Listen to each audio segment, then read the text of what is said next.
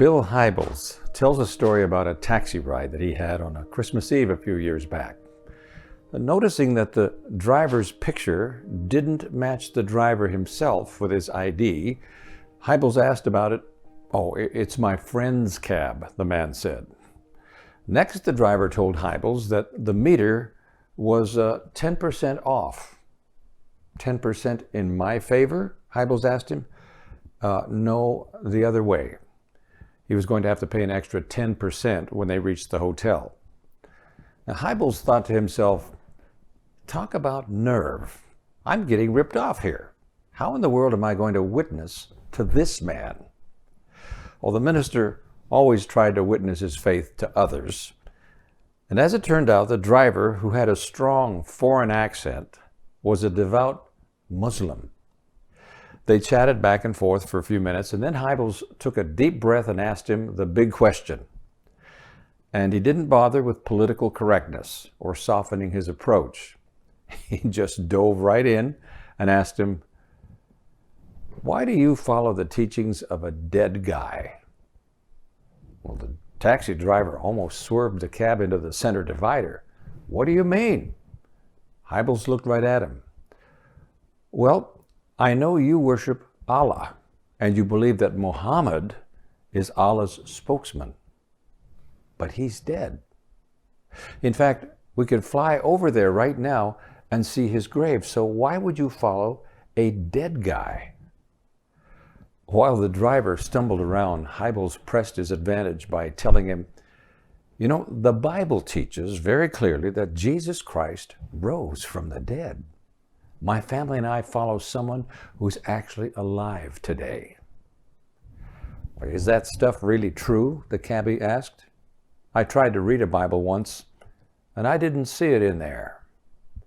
Immediately, Hybels showed him chapter and verse. Then, when they reached the hotel, he added, "Trust me, it's all in here. Jesus is resurrected. Muhammad is dead. And in my opinion, you really ought to think this over." As they checked in at the hotel, Hybels' daughter, Shauna, said to him, "Dad, what was that? Is that what you call evangelism?" Vintage Bill Hybels.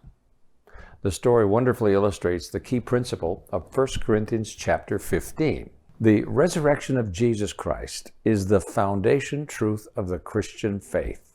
The greatest argument in favor of Christianity is also the Christian church's greatest weapon and most overwhelming advantage.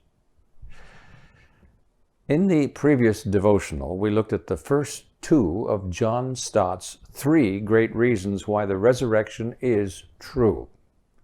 First of all, we considered the empty tomb. As Hybels said in that taxi, you can fly halfway around the world and visit 2 cemeteries. One of those tombs has a body in it, the other doesn't. Here in chapter 15 of 1 Corinthians, according to Stott's second reason, Paul lists literally hundreds of people who actually saw Jesus Christ after the resurrection.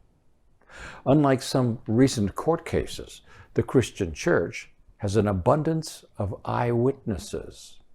In verse 8, Paul adds, "And last of all, he appeared to me also."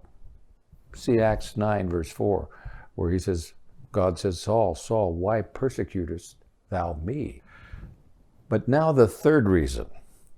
How can we be confident that the resurrection is a true story and not just a convenient myth? Because of the emergence of the Christian church. The existence of this unique movement, this huge global family around the world today, is a dynamic and compelling body of evidence that its foundation is truth, and not a deception. As Colson observed in The Insight, it helped make him a Christian. It's stupid to be persecuted for a falsehood. John Stott says in his chapter entitled "The Relevance of the Resurrection," I'm quoting, something happened to change the apostles and to send them out on their mission to the world. When Jesus died, they were heartbroken, confused, and frightened. But within less than 2 months, they came out of hiding full of joy, confidence, and courage. What can account for this dramatic transformation? Only the resurrection, together with Pentecost, which followed soon afterwards. From that bunch of disillusioned nobodies has grown a universal community numbering 1/3 of the population of the world. It would take a lot of credulity, even of cynicism, to believe that the whole Christian edifice had been built on a lie, since Jesus Christ never rose from the dead. End of quote.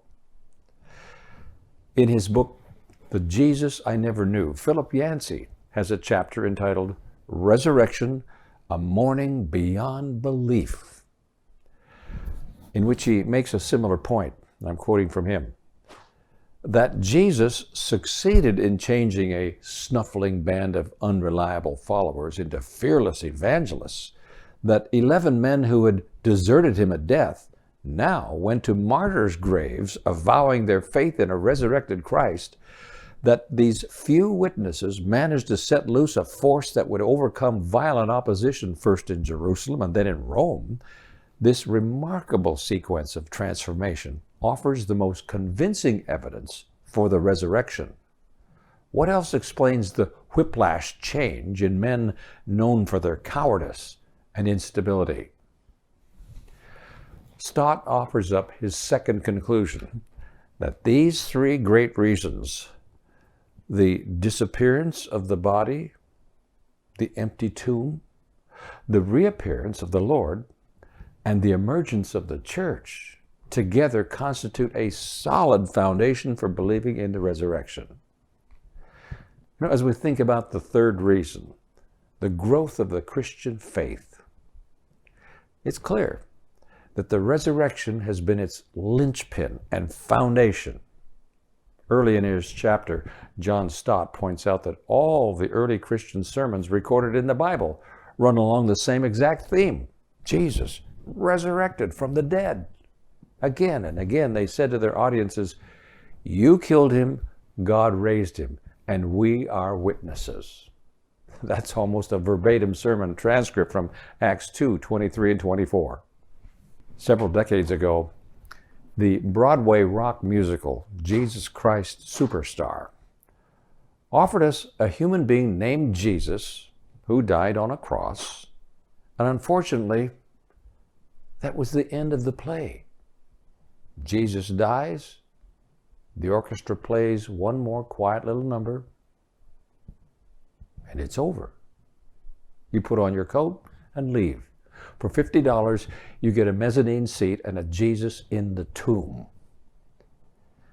We've described some of the liberal theologies around today that suggest pretty much the same thing, that only the teachings of Jesus survived Calvary, that it's only his influence, the power of his ideas, that emerged on Easter.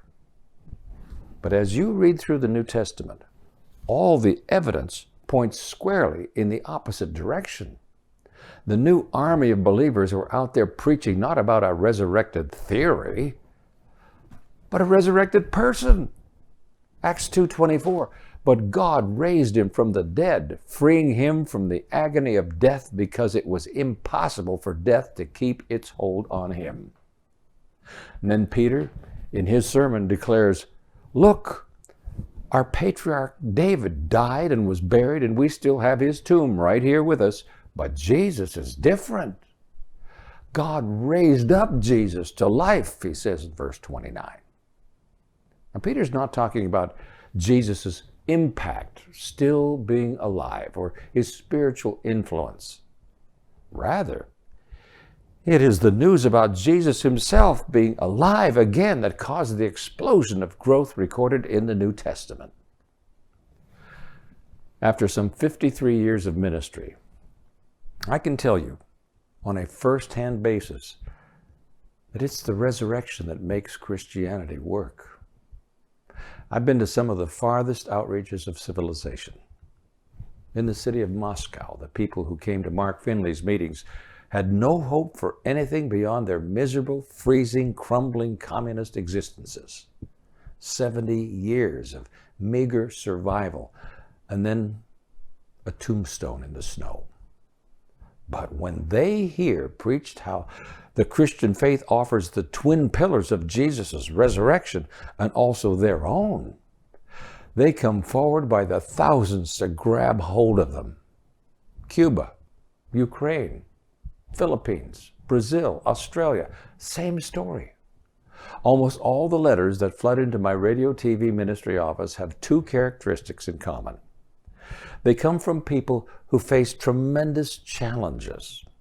Second, they're from listeners who have gratefully embraced the Christian message because of the hope promised by the resurrection.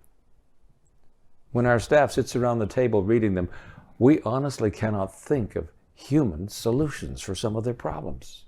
There are none. But such people are reaching out, not to people like me, but to a Jesus Christ who is alive today. Their prayer requests in faded pencil handwriting from state prisons, with tear stains, much in evidence because they're on death row, are written to a Redeemer who's alive to hear them. And what's more, these people seek the hope, the certainty of a life beyond what we have here. As Paul says again and again in 1 Corinthians 15, our resurrection is forever linked with that of Jesus Christ. Because he came out of the tomb, so can we. So can our loved ones, our spouses, the little girls killed in car crashes. As we respond to the letters of those writers, we don't offer them philosophies or poems. Our message to them is the resurrection. That's what's making the Christian faith grow in this world today.